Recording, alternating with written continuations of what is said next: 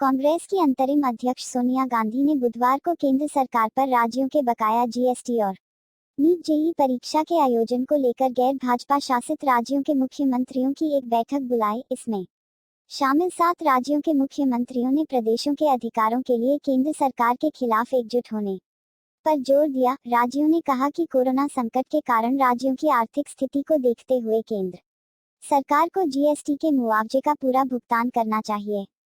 बैठक में मेडिकल और इंजीनियरिंग कॉलेजों में प्रवेश को लिए होने वाली नीट और जेईई की परीक्षाओं को आयोजित किए जाने के फैसले का विरोध किया गया और ये परीक्षाएं स्थगित करने की मांग की गई। बैठक में मौजूद पश्चिम बंगाल की मुख्यमंत्री ममता बनर्जी ने परीक्षाएं स्थगित करने की मांग करते हुए सुप्रीम कोर्ट जाने की बात कही। वहीं महाराष्ट्र के मुख्यमंत्री उद्धव ठाकरे ने परीक्षा आयोजित करने से बच्चों के कोरोना वायरस से संक्रमित होने के खतरे का मुद्दा उठाया।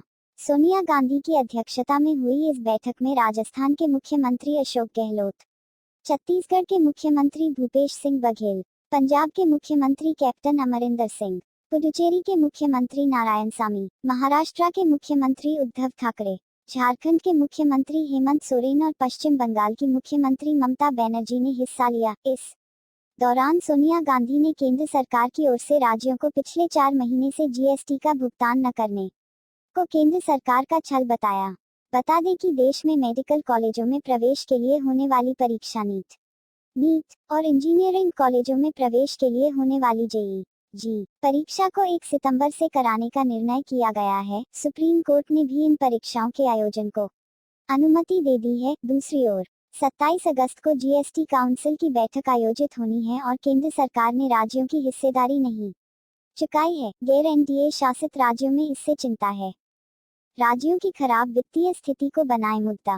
गहलोत बैठक में राजस्थान के मुख्यमंत्री अशोक गहलोत ने कोरोना वायरस महामारी के चलते राज्यों की खराब वित्तीय स्थिति पर चिंता जताई और इसे बड़ा मुद्दा बनाने का सुझाव दिया। उन्होंने सोनिया गांधी से कहा कि वह इस संबंध में मुख्यमंत्रियों के साथ राष्ट्रपति या प्रधानमंत्री से मुलाकात करें।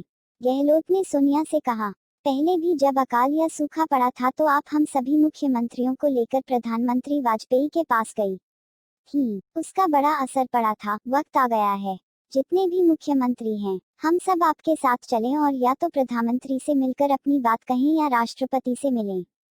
उन्होंने कहा, हमें इसे मुद्दा बनाना पड़ेगा। मुद्दा बनाए बगैर मैं समझता हूँ ये ध्यान देने वाले नहीं हैं जितना हम बोल रहे हैं। उससे ज्यादा विकट स्थिति है। हमें चिंता हो रही है कि आने वाले वक्त में अगर भारत सरकार ने समय रहते हुए कदम नहीं उठाए तो स्थिति और बिगड़ सकती है। बच्चों के संक्रमित होने की स्थिति में हम क्या करेंगे? उद्धरण उद्धव ठाकरे ने अमेरिका में स्कूल कॉलेज खोले जाने पर बनी स्थिति का जिक्र करते हुए कहा, अमेरिका से एक रिपोर्ट आई थी कि जब वहां स्कूल खोले गए थे तो लगभग 97,000 बच्चे कोरोना वायरस से संक्रमित हो गए थे। अगर ऐसी स्थिति यहाँ बन गई तब हम क्या करेंगे? ठाकरे ने कहा, हमें यह तय करना चाहिए कि हमें डरना है या लड़ना है। ममता बनर्जी ने किया सुप्रीम कोर्ट जाने का आह्वान। ममता बनर्जी ने बैठक में कहा, मेरा सभी राज्य सरकारों से अनुरोध है कि हमें साथ मिलकर काम करना होगा। आइए हम साथ में सर्वोच्च न्यायालय जाते हैं और परीक्षा को तब तक के लिए स्थगित करवा देते हैं जब तक कि स्थिति छात्रों के परीक्षा में बैठने लायक नहीं हो जाती। कोर्ट जाने से पहले पीएम या राष्ट्रपति से मिलें।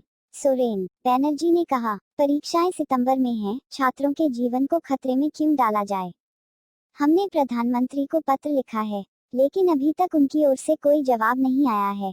कैप्टन अमरिंदर सिंह ने बनर्जी का समर्थन किया तो हेमंत सोरेन ने कहा कि सुप्रीम कोर्ट जाने से पहले हमें प्रधानमंत्री या राष्ट्रपति के पास जाना चाहिए। सोरेन ने कहा कि सत्ताधारी पार्टी एजेंसियों का विपक्ष का खिलाफ इस्तेमाल कर रही है और संघीय ढांचे को अनदेखा कर रही है। परीक्षाएं हुई तो बढ़ेंगे संक्रमण के मामले।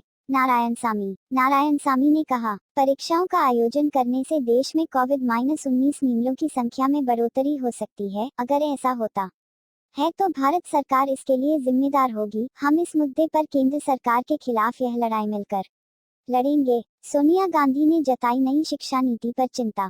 बैठक में कांग्रेस की अंतरिम अध्यक्ष सोनिया गांधी ने कहा, नई राष्ट्रीय शिक्षा नीति से संबंधित घोषणाएं वास्तव में हमें चिंतित कर सकती हैं क्योंकि यह हमारे लिए एक झटका है। छात्रों और परीक्षाओं से संबंधित अन्य समस्याओं का भी ठीक तरह से निपटारा नहीं किया जा रहा है। राज्यों को 4 महीने से नहीं मिली जीएसटी क्षतिपूर्ति।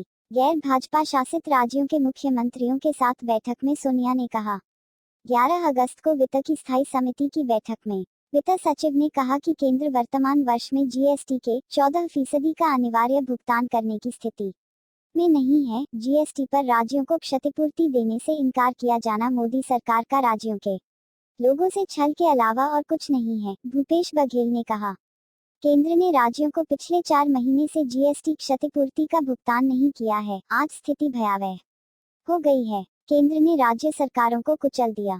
सोनिया बनर्जी ने कहा, सहकारी संघवाद के नाम पर केंद्र ने राज्य सरकारों को कुचल डाला है।